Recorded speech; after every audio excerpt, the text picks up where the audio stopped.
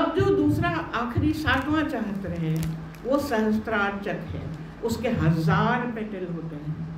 1000 petal के मतलब पंखुड़ियाँ कमल की, इतने उसमें मतलब उतने आयाम हैं कि आप उससे ये भी कर सकते हैं, ये भी कर सकते हैं। ये बहुत कम लोगों का खुलता है।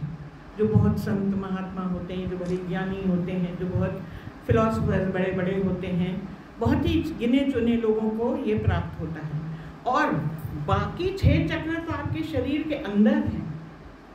सहस्त्रार चक्र शरीर के अंदर नहीं है, वो आपके जो शरीर का ऊपर का हिस्सा है उससे 2 अंगुल ऊपर वो चक्र आपके वायुमंडल में आपके साथ चलता रहता है। आपने कभी नोटिस नहीं किया। और कब नोटिस करिए, समझिए, आपको हर औरत को पता होना चाहिए।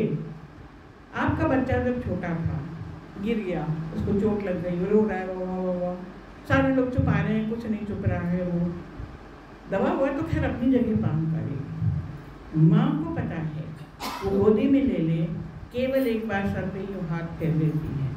उसका घाव नहीं भरा है, फिजिकल घाव नहीं भरा है, आपका बच्चा रोना बंद कर देता है।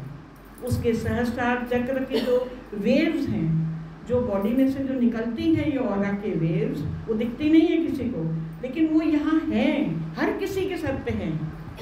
जो खास तौर से लोग देखते हैं वो देख भी लेते हैं। तो बड़े और बड़े बड़े टीचर क्लासरूम में बता देते हैं कि इसका ध्यान नहीं लग रहा है, वो ध्यान से सुन रहा है। कैसे आपको रीड करना आ जाता है कि इसका सहस्त्रार चक्र कहाँ पे काम कर रहा है।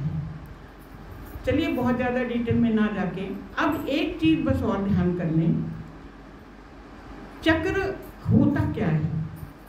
आप ये तो 7 चक्र की बात करी, आपके शरीर में 72,000 नाड़ियाँ होती हैं। नाड़ी जानते हो?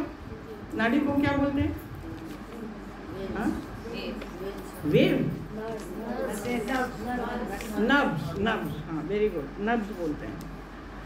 72,000 जितनी भी नसें शरीर, इतने से 1 इंच के टुकड़े में इसमें कम से कम होंगी 25, 30, 40, वो सब इधर उधर जुड़ी है। कभी कभी एक चीज़ हम और आपको दिखा दें, इसके ऊपर हम आपको ड्रॉ करके बता रहे हैं। ये आपका शरीर है,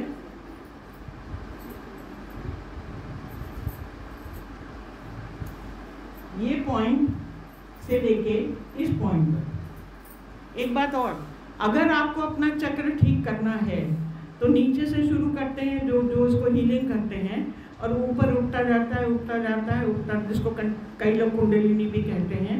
और वो यहाँ तक आके जब बहुत आप साधक हो जाते हैं तो यहाँ तक भी आ जाता है और वो जागृत होता है। लेकिन यहाँ से यहाँ तक कोई रास्ता नहीं है। माने ये जैसे बाकी के तो चक्र एक उठते चले जाएंगे और खिलते जाएंगे, यहाँ तक खिल गया मान लीजिए, लेकिन इस चक्र से लेके इस चक्र तक ऊपर जाने का रास्ता नहीं है। तो क्या होता है, अगर आपका यहाँ तक खिल गया तो वो जो एनर्जी फील्ड है वो अपने आप ही ऊपर जाके ऊपर उसमें मिंगल हो जाती है, समा जाती है। तो ये जितनी भी अभी हम नाड़ियों की बात कर रहे थे, तो एक मेन नाड़ी यहाँ से यहाँ, ये आपकी रीढ़ की हड्डी है, रीढ़ की हड्डी के साथ साथ ये नाड़ी पहले जुड़ी हुई है। अब इसके और इसके बीच में कितने चक्र हैं? 1 2 3, 1 2 3। एक नाड़ी यहाँ से निकलती है, यहाँ जाती है, यहाँ से निकलती है, यहाँ जाती है, यहाँ आती है। एक नाड़ी, दूसरी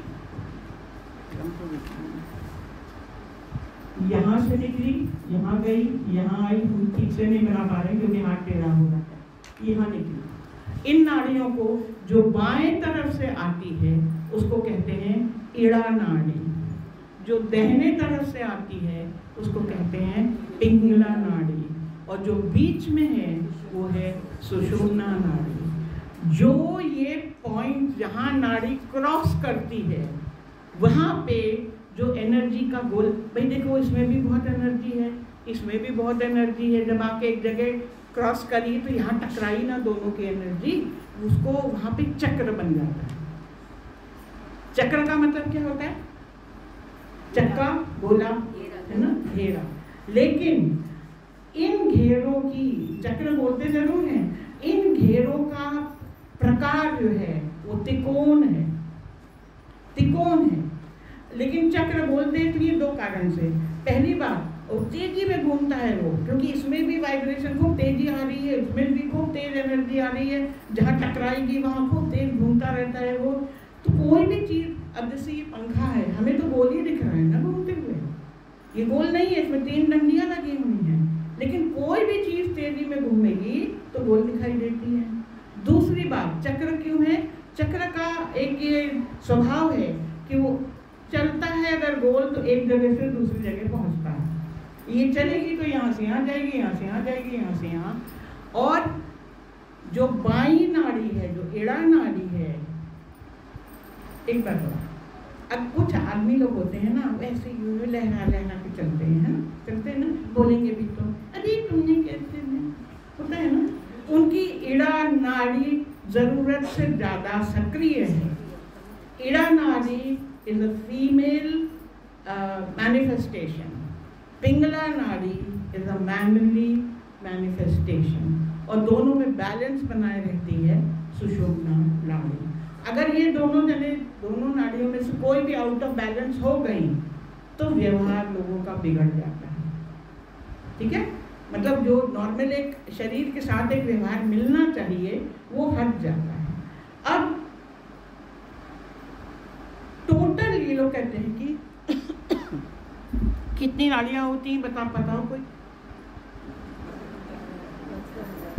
72,000 तो वो हैं, हमें उनसे कुछ लेना देना नहीं। वो तो हर जंक्शन में, जहाँ जंक्शन होगा, जहाँ क्रॉस करेंगी 2, वहाँ एक चक्र हो जाएगा।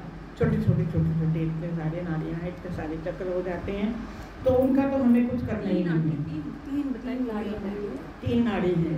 3 नाड़ियों के जंक्शन पॉइंट कहाँ हैं, कितने हैं? जहाँ जंक्शन होगा वहाँ चक्र होगा। जंक्शन समझ रहे हैं ना? बहुत तेज एनर्जी इधर उधर दोनों आई, जैसे रेलगाड़ियाँ होती हैं, जहाँ इसकी भी मिली, उसकी भी मिली, उसकी भी मिली, वो जंक्शन हो गया। तो जहाँ इतनी सारी जंक्शन पॉइंट्स होते हैं वहाँ पे एक चक्र हो जाता है।